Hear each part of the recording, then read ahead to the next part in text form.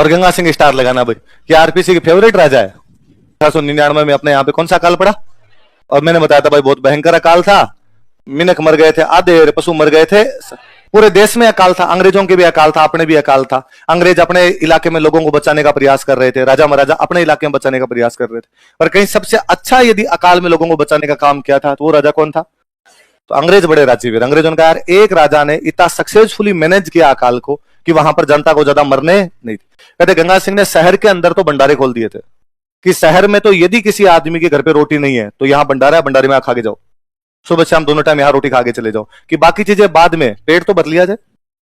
अकाल के टाइम में तो मिनिमम पे आ जाओ कि जिंदा रह जाए, वही बहुत बड़ी बात है अपने, तो पेट तो भरा जाए। गांव के अंदर क्या किया जाए, तो गांव के अंदर ऊंटों पे बाजरा लाद लाद के भेजा था कि हर गांव के अंदर जाके पूछो कि कोई ऐसा घर नहीं हो जो भूख से मर रहा हो, तो बाजरा नहीं बचा और अब खाएंगे क्या, नहीं खाएंगे तो मरेंगे बाद में, और क्या करेंगे, उनको बाजरा तो दे के आओ, बाकी जरूरतें बाद में पूरा करेंगे, बाजरे के रुपए बाद में ले लेंगे, एक बार तो दो लिख लो, बाद में जब फसलें होगी तब कितना क्या टैक्स लेना है, टैक्स नहीं लेना वो बाद में देखेंगे। अंग्रेज बड़े राजी हुए इस बात से, और अंग्रेजों ने इसको एक उपाधि दी, केसर हिंद। तो केसर हिंद का मतलब क्या हुआ, हिंदुस्तान का सम्राट। तो भाई हिंदुस्तान का सम्राट, यदि हिंदुस्तान का वो राजा जो बाकी लोगों को बचाता है, वो राजा कौन है? किस अकाल की वजह से, जो कि किस साल पड़ा था? इसी साल 1899 की बात है।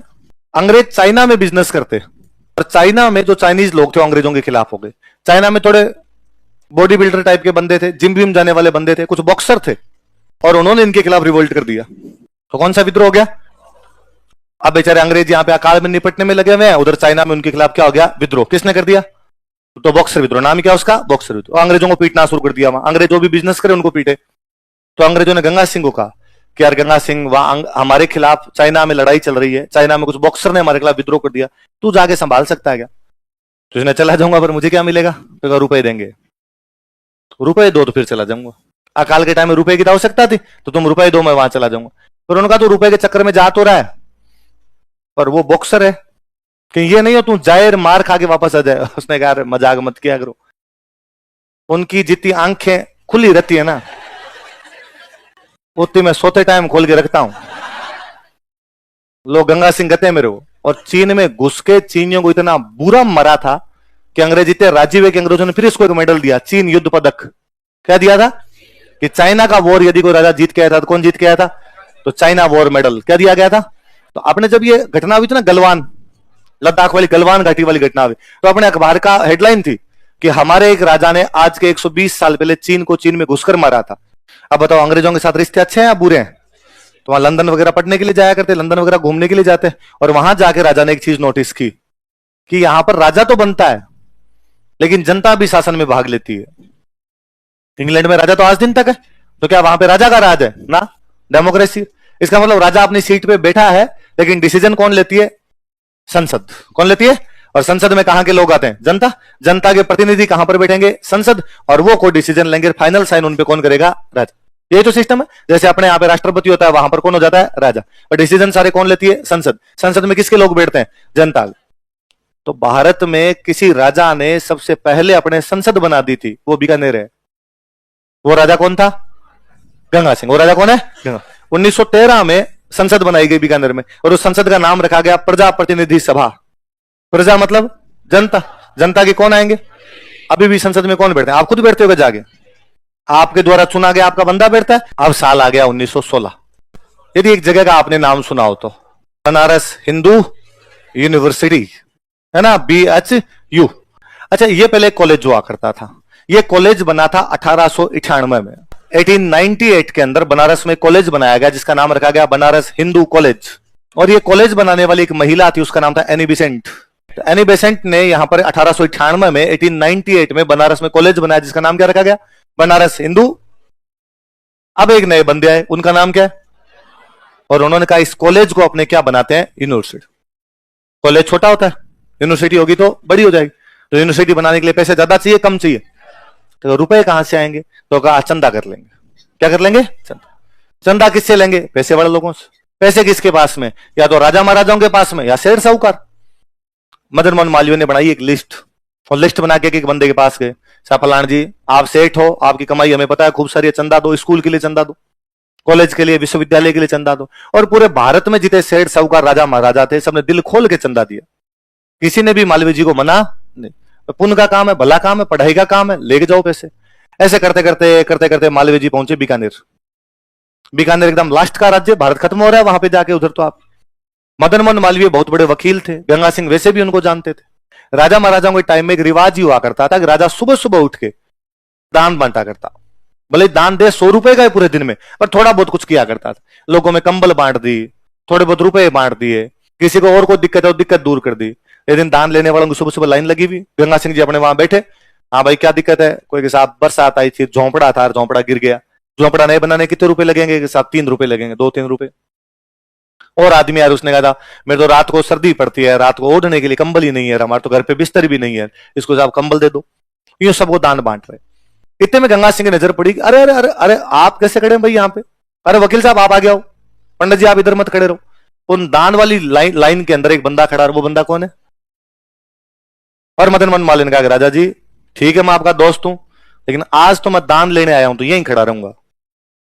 अरे पंडित जी ले लेना, आप दान पर आगे बैठ तो जाओ यार बराबर, आप यूं खड़े हो मुझे बुरा लगता है। इतना बड़ा ब्राह्मण, इतना बड़ा वकील यूं सामने खड़ा कि नहीं नहीं आज तो आप सिंहासन पर विराजो, पहले मेरी मांग पूरी करो, उसके बाद आप कहोगे वैसे मैं कर लूंगा।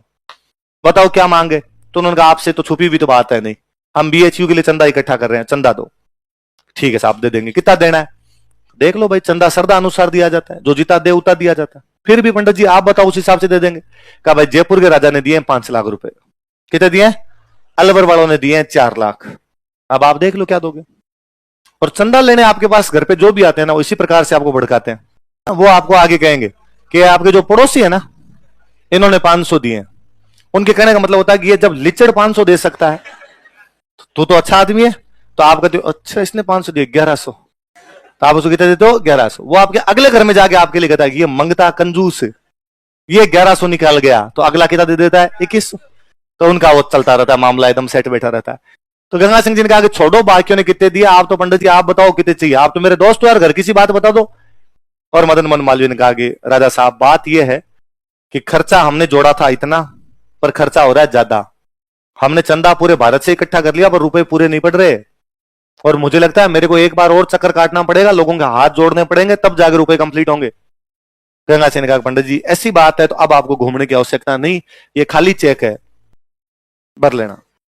आज के बाद जितने रुपए लगेंगे वो सारे के सारे मेरी तरफ से। मदन मोहन मालवीय कितने राजी हुए कि उन्होंने घोषणा की कि राजा साहब आपने लिहाज रख ली हमारी, और लाज रखी है हमारी। मैं घोषणा करता हूं कि जब तक आप जिंदा हो, बीएचयू के कुलपति हो, जब तक आप जिंदा हो बीएचयू के कुलपति, समझ गए? वीसी 1943 1943 तक जब तक गंगा सिंह जी जिंदा रहे थे, बीएचयू के ऑनरेरी वीसी वही हुआ करते। वीसी का काम तो कोई और बंदा करता, राजा तो कैसे करेगा? पर फिर भी एक नाम मात्र की उपाधि दी हुई थी कि बीएचयू के कुलपति किसको माना जाए? गंगा सिंह जी। 37 के आसपास में गंगा सिंह जी बीमार हुए तो बीएचयू को लेटर लिखा कि भाई अब ये नाम मात्र की उपाधि है, क्या मतलब है इसका, हटा दो, मेरे से आया तो जाता नहीं कभी बीएचयू। बीएचयू ने मना किया कि नहीं साहब आपके हिसाब से हम बैठे हुए हैं, आपका नाम कैसे हटाया जा सकता? आप मरोगे तब हटा देंगे, जब तक आप जिंदा हो तब रहोगे। राजा ने अपनी तरफ से और घोषणा की। राजा ने कहा कि बीएचयू में बीकानेर के जितने जितने भी बच्चे पढ़ने के लिए जाएंगे उनका एंट्रेंस एग्जाम नहीं होना चाहिए, उनको डायरेक्ट एडमिशन दिया जाए। मालवीय जी ने कहा ठीक है, उनसे कोई फीस नहीं लेगा, वो फीस मैं दूंगा, मेरे फंड से ले ली जाए। हॉस्टल में रहने की उनकी व्यवस्था होनी चाहिए, उसकी भी कोई फीस नहीं होनी चाहिए। ठीक, तो बीकानेर के जितने भी स्टूडेंट जाते उनके डायरेक्ट एडमिशन हुआ करते, सीटें रिजर्व हुआ करती, और उनका स्कूल का फीस और हॉस्टल का फीस बीकानेर रॉयल फैमिली या बीकानेर का जो भी राज्य का कोष था वहां से दिए जाते। सेना को बोलते हैं रिसाला। तो गंगा सिंह ने सेना बनाई तो उसका नाम क्या हो गया? ये ऊंटों की सेना थी, क्योंकि वो जानते थे कि बीकानेर साइड में ना तो पैदल आदमी चल सके, ना चल सके वहां पे घोड़े, कोई जानवर जो यहां चल सकता है वो क्या चल सकता है? ऊंट। तो ऊंटों की सेना जो बीकानेर राज्य की थी वो क्या कहलाती थी? इस सेना ने दोनों वर्ल्ड वॉर में भाग लिया था। फर्स्ट वर्ल्ड वॉर में भी लड़ने के लिए गई थी और सेकंड वर्ल्ड वॉर में लड़ने के लिए गई थी। देखो ये तो ना, जब देश आजाद हुआ तो राजाओं ने अपनी सेना भारत को दे दी, राजा ने अपना राज्य भारत में मिलाया तो अपनी सेना भी किसको दे दी? भारत। तो गंगा रिसाला के जो फौजी थे वो किसमें शामिल कर लिए गए? Indian army. और इंडियन आर्मी में बाद में गंगा रिसाला का नाम हो गया था 13 ग्रेनेडियर्स। क्या नाम निकाल दिया? तो आज भी आपके सेना में जो 13 ग्रेनेडियर है, 13 नंबर की जो ग्रेनेडियर है वो पूरी की पूरी क्या है? आपकी गंगा रिसाला है। पर जब 13 ग्रेनेडियर बनाई गई तो गंगा रिसाला के फौजी तो सारे ले लिए, ऊंट घर भेज दिए। ऊंटों का अब क्या काम? इंडियन आर्मी में ऊंटों का काम नहीं, तो वापस भेज दिए। 1965 में भारत पाकिस्तान के बीच युद्ध होता है। पाकिस्तान जैसलमेर वाला मोर्चा खोल देता है। जब उसने जैसलमेर वाला मोर्चा खोला उस दिन इंडियन आर्मी की समझ में आई कि इस बाउंड्री पे तो ना तो जीप काम करे, ना पैदल काम करे। यहां पे तो काम कौन करेंगे? इसलिए 1965 की जंग के बाद, 1965 के युद्ध के बाद भारत ने एक नई सेना बनाई, जिस सेना का नाम है बीएसएफ। क्या नाम है? जो बॉर्डर पे ही रहेगी हमेशा, बॉर्डर सिक्योरिटी फोर्स। क्या नाम है उसका? और बीएसएफ वालों को ऊंट दिए। बीएसएफ वालों को क्या दिए? तो जब बीएसएफ वालों को ऊंट दिए गए, तब किसी ने कहा कि साहब आप तो आज ऊंटों की सेना बना रहे हो, यहां तो राजाओं ने पहले से बना रखी थी। कहां के राजा ने? तो कहा साहब बीकानेर के राजा ने बना रखी थी। इसलिए वो जो बीएसएफ में ऊंटों वाली टुकड़ियां बनाएगी, उसका पहली टुकड़ी का नाम रखा गया बीकानेर कैमल कॉर्प्स। क्या नाम रखा गया? इसलिए बीएसएफ जो आपकी है, उसकी यदि मोटिवेशन कहीं से मिलता है तो कौन सी सेना से मिलता है? गंगा रिसाला कौन से वर्ल्ड वॉर में लड़के? फर्स्ट और सेकंड। फर्स्ट वर्ल्ड वॉर कब से कब हुआ? 14 से। अंग्रेज लड़ने के लिए गए, अंग्रेज लड़ने के लिए गए तो राजा महाराजाओं को लेके गए, पर अंग्रेजों ने बीकानेर के राजा को बुलाया नहीं। उन्होंने जिन जिन राजाओं को बुलाना था बुला लिया, बीकानेर वालों को नहीं बुलाया। तो गंगा सिंह ने चला के अंग्रेजों के पास मैसेज किया कि यार मैं भी लड़ना चाहता हूं फर्स्ट वर्ल्ड वॉर में। तो अंग्रेजों ने कहा भाई चला के लड़ना चाहते हो तो आ जाओ, कोई दिक्कत नहीं है। तो गए भाई लड़ने के लिए वहां गए तो अंग्रेजों का हाँ बताओ भाई कहां पे लड़ना है? तो अंग्रेजों ने कहा कि एक काम करो गंगा सिंह जी, आप तो बैठो और सेना को भेज दो लड़ने के लिए। तो क्यों? तो कहा हमारे तो भाई रूल है कि राजा और राजकुमार सेना के साथ आ तो सकते हैं लेकिन लड़ने के लिए नहीं जा सकते, वो केवल बैठे रहेंगे। लड़ेगी सेना, वो केवल निर्देश देंगे, डायरेक्शन करेंगे, डिक्टेट करेंगे कौन लड़ेगा कौन नहीं लड़ेगा। गंगा सिंह का फिर रहने दो, मैं तो खुद लड़ूंगा। और यूं सेना में बेइज्जती नहीं हो कि राजा तो बैठा हुआ हम लड़ रहे हैं। अरे तो राजा की गोली लग जाए, लग जाए, सैनिकों के भी तो लग सकती है। इसलिए एकमात्र राजा जिसको अंग्रेजों ने परमिशन दी कि तू जाके लड़ सकता है, वो कौन था? तो लड़ूं कहां जाके? तो कहा टर्की। कहां जाके लड़? तुर्की। तुर्की जो देश है, तुर्की में क्या क्या आता था पहले? तुर्की खुद तो है ही, Iraq, Iran, Syria, Libya, Israel, फिलिस्तीन, अरब, यूएई, ये पूरा जो मुस्लिम इलाका है इसका एक ही राजा होता, वो तुर्की का राजा होता। ये पूरा तुर्की था। इस तुर्की को बीकानेर ने 10 युद्धों में लगातार हराया था। गंगा रिसाला लगातार 10 युद्ध हराता है तुर्की को, इसलिए अब बापड़ा तुर्की तुर्की है। तो इस तुर्की को ही बना के आया था, तो वो सेना कौन सी थी? भयंकर ही मारा था इनको, इराक को, ईरान को, लीबिया, सीरिया, इन सबको आजादी करवा के बीकानेर रिसाला ही आया था। और ये सब आजाद हो गए। आज के बाद ये तुर्की के नीचे नहीं है, आज के बाद आजाद है। अब 1918 में वर्ल्ड वॉर समाप्त होता है। 1919 में वर्ल्ड वॉर समाप्त होने के बाद में कहा कि अब एक मीटिंग करते हैं और मीटिंग में बात करते हैं आगे से कोई भी लड़ाई नहीं करे, अब जो लड़ाइयां होगी वो हो गई। मीटिंग कहां करेंगे? तो कहा पेरिस। इसलिए उस मीटिंग का नाम है पेरिस शांति सम्मेलन। पूरी दुनिया से 32 आदमी बुलाए गए मीटिंग में भाग लेने के लिए। पूरी दुनिया से कितने आदमी गए? पूरी दुनिया से अंग्रेजों ने वहां पे 32 लोग बुलाए अलग अलग, जिनमें एक अमेरिका का राष्ट्रपति आया था वुडरो विल्सन, ब्रिटेन का प्रधानमंत्री आया हुआ था लॉर्ड जॉर्ज, फ्रांस का प्रधानमंत्री आया हुआ था क्लीमेंसु, इटली का आया हुआ था ओरलैंडो, जापान से गया हुआ था सोयोजी, भारत से एक ही आदमी बुलाया गया, गंगा सिंह। कौन बुलाया गया? तो पेरिस शांति सम्मेलन में जिसमें पूरी दुनिया के 32 लोग आए थे, उसमें एक आदमी भारत से था। वो कौन था? 5 देश है ना जिन पे जुर्माने लगाए गए थे। कहा गया कि ये 5 देश युद्ध के दोषी है, इन्होंने लड़ाई शुरू की भाई साहब, ये नहीं होते तो लड़ाई नहीं होती। और वो 5 देश कौन कौन से? जर्मनी, ऑस्ट्रिया, हंगरी, बुल्गारिया और कहा इनके खिलाफ एक्शन लिया जाए। इसलिए इन 5 देशों के खिलाफ एक्शन लिए गए और पेरिस में बैठ के ड्राफ्ट तैयार किए गए कि इन पे क्या क्या जुर्माने लगाने। अब सबके ड्राफ्ट तैयार कर लिए, फिर कहा अब इनसे साइन करवाओ। तुर्की वालों से जो साइन करवाए गए उस संधि का नाम बना सेब्रे की संधि। ऑस्ट्रिया वालों के साथ जो साइन करवाए गए उस संधि का नाम पड़ा बाद में आपके सेंट जर्मे की संधि। हंगरी वालों से जो साइन करवाए गए उस संधि का नाम पड़ा बाद में ट्रियानो की संधि। बुल्गारिया के साथ में जो साइन करवाए गए उस संधि का नाम पड़ा न्यू इल्ली की संधि। ये जगह का नाम है न्यू इल्ली में, बुल्गारिया से साइन करवाई इसलिए संधि का नाम क्या है? न्यू इल्ली। सेब्रे में तुर्की से साइन करवाई संधि का नाम क्या है? सेब्रे की संधि। जर्मनी से जिस जगह साइन करवा गए उस जगह का नाम है वर्साय। उस वर्साय की संधि पे एक इंडियन के साइन है, गंगा सिंह। किसके साइन है? क्योंकि पेरिस शांति सम्मेलन में इंडिया से गया ही कौन था? याद रहेगी बात है। तो ये पेरिस शांति सम्मेलन इन 5 देशों के खिलाफ क्या एक्शन लेना उसके लिए बनाया गया था। तो एक बंदा जिसने विश्व युद्ध में भी भाग लिया और बाद में पीस कॉन्फ्रेंस में भी भाग लिया, वो बंदा कौन था? वरना हमेशा युद्ध में भाग लेते हैं सेनापति, युद्ध में भाग कौन लेते हैं? और संधि सम्मेलन में भाग लेते हैं हमेशा राजनेता। संधियों में भाग कौन लेते हैं? राजनेता। उसमें कभी सेनापति नहीं जाते। कि 1971 का भारत पाकिस्तान का जो युद्ध है उसमें हमारा सेनापति कौन था? हम कह रहे सैम मानेकशॉ। ऐसे कितने लोग जिन्होंने सैम मानेकशॉ का नाम नहीं सुना? अरे क्या बात करते हो यार, आप सैम मानेकशॉ को नहीं जानते? आज ही घर पे जाके सैम के बारे में पता लगा ना।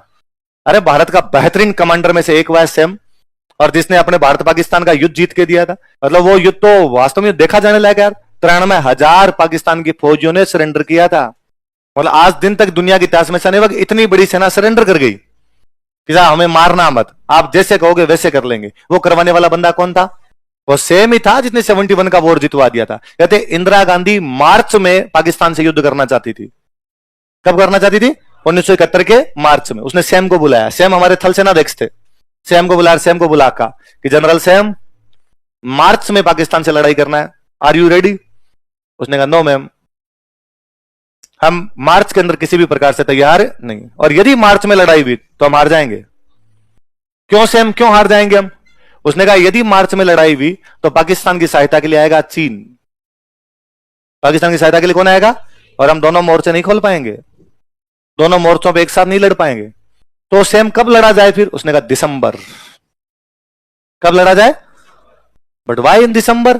का दिसंबर में बर्फ पड़ती है, इसलिए चाइना वाला बॉर्डर पूरा ब्लॉक हो जाएगा, चाइना आ ही नहीं पाएगा ऊपर, अकेला पाकिस्तान रहेगा, पीटेंगे मैम, ढंग से मारेंगे इनको।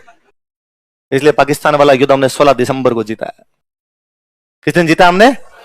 3 दिसंबर के आसपास में हम अपना ऑपरेशन शुरू करते हैं। अगले महज 13 दिन के अंदर ईस्ट पाकिस्तान जिसको बोलते हो, जिसको आज आप बांग्लादेश कहते हो, वो हमने पूरा का पूरा अलग कर दिया था। वो हमारा थल सेनाध्यक्ष जो ये कर रहा था वो कौन था? और सैम इतने पॉपुलर हुए थे, इतने ज्यादा पॉपुलर हुए थे कि तब देश में चर्चाएं थी कि सैम इंदिरा को हटा के प्रधानमंत्री बनेंगे। अब सैम इंदिरा को हटा क्या बनेंगे? इंदिरा गांधी की नाक बहुत लंबी थी, नाक लंबी नाक थी, सैम की नाक बहुत लंबी थी। तो इंदिरा गांधी एक मीटिंग में मिलती है और इंदिरा गांधी मीटिंग में कहती है कि जनरल आजकल बातें चल रही है कि तुम तख्ता पलट करने वाले हो। क्या करने वाले हो? मुझे हटा के तख्ते पे तुम बैठने वाले हो। सैम हंसे और सैम ने कहा नो स्वीटी, मेरी नाक जरूर तुम्हारी तरह लंबी है, लेकिन मैं राजनीति में मेरी नाक नहीं घुसाता। मेरी नाक तुम्हारी तरह जरूर, लेकिन मैं राजनीति में अपनी नाक आर्मी में खुश हूं मैं। सेम सेम बहुत बड़े, हमारा तो भारत का दुर्भाग्य है कि हमारे बच्चे हमारे जनरलों के बारे में नहीं जानते। मुझे तो गुस्सा हमेशा इस बात पर आता है कि हमने राजनेताओं के बूथ खड़े कर दिए जगह जगह चौराहों पे। ये सब जगह खड़े होने चाहिए, कोई सेम का लगना चाहिए, कोई जनरल थिमैया। कितने लोग आप में जनरल थिमैया के बारे में जानते हैं?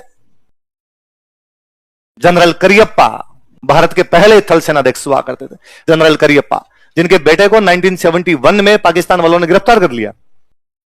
हमारे कुछ एयर सोल्जर गिरफ्तार किए गए, वायु सैनिक गिरफ्तार किए गए, उनमें सर करियप्पा का बेटा था। और सर करियप्पा आजादी से पहले के जनरल थे, तो सर करियप्पा को पाकिस्तान वाले भी सारे जानते, क्योंकि भारत पाकिस्तान का जब बंटवारा हुआ तो पाकिस्तान के सैनिक भी पहले यही काम करते थे, तो वो गए। और उनको जब पाकिस्तान वाले अफसरों को पता चला कि यार ये करियप्पा सर का बेटा है, और उन्होंने साइड में लिया गया, अरे यार सॉरी सॉरी सॉरी, क्योंकि अब पकड़ के लेके गए तो किसी के थप्पड़ भी मारे होंगे, बिठाया होगा, नीचे भी बिठाया होगा, करीब अरे इसको ऊपर बिठाओ, और तुझे कोई चीज चाहिए तो बता क्या क्या चीज तुझे चाहिए। फिर पाकिस्तान के अफसर ने करियप्पा सर को फोन किया कि सर करियप्पा गलती हो गई, सॉरी करियप्पा, हम भारत वालों को जो पकड़ के लाए उनमें आपका बेटा आ गया, सर करियप्पा हम आपके बेटे को वापस भेज रहे हैं। करियप्पा का वापस जवाब था कि क्या तुम मेरे बेटे को अकेले को भेज रहे हो, सारे इंडियन सोल्जर को भेज रहे हो? तो उन्होंने कहा आपके बेटे को अकेले। करियप्पा ने कहा नहीं, आए तब तो सारे इंडियन सोल्जर आना चाहिए, यदि सारे इंडियन सोल्जर को तुम मारना चाहते हो तो मेरे बेटे को मार दो, अकेला बेटा नहीं चाहिए मुझे। ऐसा बयान देने वाले थल सेनाध्यक्ष को हम जानते नहीं है। हम हमारे सगत सिंह के बारे में नहीं जानते, हम हमारे किसी हनूत सिंह के बारे में नहीं जानते, हम हमारे उसमें एयर मार्शल थे 2020 के अंदर वायुसेना के अधिकारी हुआ करते चंदन सिंह, जो मरे तब बाद में नरेंद्र मोदी ने भी कहा कि भाई भारत के बहुत बड़े वायुसेना अध्यक्ष हुए थे, उनके बारे में अब नहीं जानते। हम जयपुर वाले महाराजा भवानी सिंह के बारे में नहीं जानते, जिसने पाकिस्तान का पूरा डिस्ट्रिक्ट जीत लिया था, छाछरो, पूरा छाछरो जीत गए थे। 6 महीने तक छाछरो हमारा था, 6 महीने तक छाछरो के अंदर हमारा बोर्ड लगता था, भारत सरकार।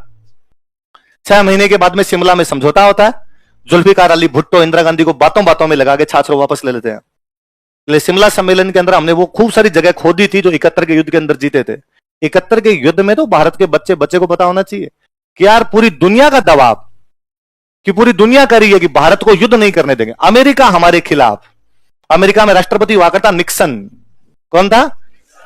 उसने कहते इंदिरा गांधी को बाद टाइम नहीं दिया था मिलने के लिए। इंदिरा गांधी अमेरिका गई थी, उसने टाइम ही नहीं दिया, उसने कहा ऐसी कही जाती है, अब भारत के प्रधानमंत्री को टाइम दूं क्या बात है। और उसने बात भी की इंदिरा गांधी से, बात है तो बहुत ही बुरे लहजे में वैसे बात की एकदम। इंदिरा जब यहां पे बांग्लादेश पर अपने अटैक करती है, पाकिस्तान पे इधर वाले पे अटैक करती है, तो उधर से निक्सन के फोन आते हैं, इंदिरा ने फोन ही नहीं उठाया। तो निक्सन उधर कहता है कि मुझे लगता है मैंने उसको थोड़ा कम डराया था। थोड़ा और डराता तो वो मेरी बातें मान लेती। वो डराते नहीं, डराते इससे पहले तुम कब्जा कर गए थे। पाकिस्तान को ये लगा कि अमेरिका की सहायता आ जाएगी, और अमेरिका ने बाकायदा बंगाल की खाड़ी में अपनी नौसेना उतार दी थी कि भारत पर आक्रमण कर दिया जाए, पर उनकी नौसेना आके आक्रमण करती उससे पहले बांग्लादेश आजाद था। 16 दिसंबर 1971 का दिन वो वास्तव में बड़ा जोरदार है, जब राजस्थान का एक जनरल ढाका के अंदर प्रवेश करता है, सगत सिंह। तो सगत सिंह बाद में लिखते हैं कि जब हमने ढाका में प्रवेश किया तो हमारे समझ में नहीं आ रहा था कि ढाका वालों को कंट्रोल कैसे करें, क्योंकि ढाका की जो पब्लिक थी वो हमें देखकर इतनी उत्साहित थी कि वहां की कॉलेज की लड़कियां हमारे जवानों के आके हग कर रही थी, फूलों की बारिशें हो रही थी, और हमारे जवान नहीं समझ पा रहे थे कि इन लोगों को टैकल कैसे करना है। उस दिन ढाका में इतना उत्साह का माहौल था, पर अपने दुर्भाग्य ही है कि हम हमारे किसी सैनिक अधिकारी के बारे में नहीं जानते। सेम भारत के पहले फील्ड मार्शल है, करियप्पा सेकंड, पहले सैम को फील्ड मार्शल बनाया गया, उसके बाद में करियप्पा सर को बाद में फील्ड मार्शल का दर्जा दिया गया था। तो आजादी के बाद वाले जीते, इनके बारे में तो ज्यादा पढ़ा जाना चाहिए। मैं हमेशा कहता हूं कि हम नहीं जानते कि उड़ना राजकुमार पृथ्वीराज कितना तेज गति से लड़ता था, पर हम सगत सिंह के बारे में जानते हैं कि सगत सिंह महज 2 दिनों के अंदर उधर मेघना नदी क्रॉस कर गए थे। ढाका के पास में मेघना नदी थी, पहले दिन जाके मेघना के पास उतरे, अगले दिन मेघना क्रॉस, और मेघना क्रॉस करके बांग्लादेश के अंदर घुस गए थे। तो कहते हैं सगत सिंह ने जब मेघना क्रॉस की, तब उनका जो ऑफिसर हुआ करते वो थे जगजीत सिंह अरोड़ा और जग्गी को पता चला, और जग्गी ने कलकत्ता से फोन किया कि सगत, मैंने सुना है कि तुमने मेघना क्रॉस कर लिया, और मैंने क्या ऑर्डर दिए थे कि तुम्हें मेघना क्रॉस नहीं करनी है, मेघना के इधर तक रहना है। सगत का वापस रिप्लाई था कि जग्गी क्रॉस नहीं किए, हम ढाका के अंदर घुस गए, हमने ढाका कैप्चर कर लिया है। और जग्गी ने कहा कि नहीं, तुम वापस आओ, तुम मेरा ऑर्डर इस प्रकार से वॉयलेट नहीं कर सकते और तुम्हें वापस आना पड़ेगा। उस बंदे ने कहा कि अब तो लास्ट पे से ही वापस आएगा, या तो मुझे मारा जाए तो सेना वापस आएगी, वरना हमने तो ढाका जीत लिया, और यदि अब भी तुम्हें वापस बुलाना है तो प्रधानमंत्री से कहलवा दो। देश के प्रधानमंत्री कह दे कि वापस आना तो वापस आ जाऊंगा। इंदिरा गांधी के पास समाचार भेजा गया कि साहब हमने ये कर दिया, अब करना है क्या आगे? आपने तो ये कहा था ढाका के पास तक पहुंचना, हम तो ढाका जीत गए, ढाका पे कब्जा है अपना, और पाकिस्तान सरेंडर करने जा रहा है। इंदिरा गांधी दिल्ली के प्रधानमंत्री ऑफिस के साउथ ब्लॉक में बैठी बैठी एक मीटिंग ले रही है। सरदार स्वर्ण सिंह देश के विदेश मंत्री है, वो उनके पास में बैठे हैं। बाबू जगजीवन राम देश के रक्षा मंत्री, वो अगली सीट पे बैठे हुए, सामने कई आईएएस बैठे हुए। अचानक आईएएस के पास में एक पर्ची पहुंचती है, वो पर्ची आगे देता है, वो पर्ची आगे देता है, वो पर्ची बाबू जगजीवन राम के पास पहुंचती है। बाबू जगजीवन राम रक्षा मंत्री है, वो पर्ची देखते हैं, वो पर्ची इंदिरा को देते हैं। पीएम मैम, ये एक पर्ची आई है, पर्ची पे खाली था, लिखा था ढाका कंकर्ड, हम ढाका जीत चुके हैं। उस दिन के जो प्रत्यक्षदर्शी थे वो बताते हैं कि इंदिरा कभी किसी से हंस के बात नहीं करती थी, इंदिरा बहुत गुस्सेल तरीके से रहती थी। वो एकमात्र दिन है जिस दिन इंदिरा डांस कर रही थी, क्योंकि लहराती हुई साड़ी और लहराते हुए बाल साउथ ब्लॉक में उस दिन चर्चा का विषय थे। इंदिरा लगातार किए जा रहे थे कि हाँ हमने ढाका जीत लिया है, हमने ढाका जीत लिया है। वो सेम था,